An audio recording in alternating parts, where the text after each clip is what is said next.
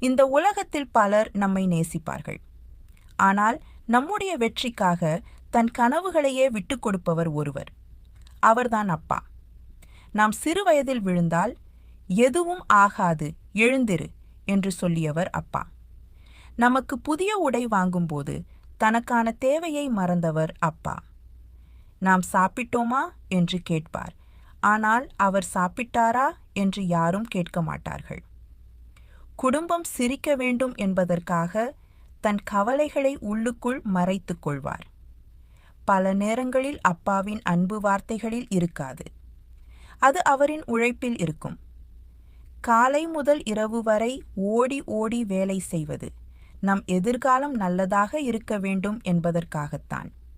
நாம் வெற்றி பெற்றால் அதைவிட மகிழ்ச்சி அவருக்கு வேறு எதுவும் இல்லை. இன்று ஃபாதர்ஸ் டே. உங்கள் அப்பா அருகில் இருந்தால் ஒரு முறை அவரை கட்டிப்பிடியுங்கள்.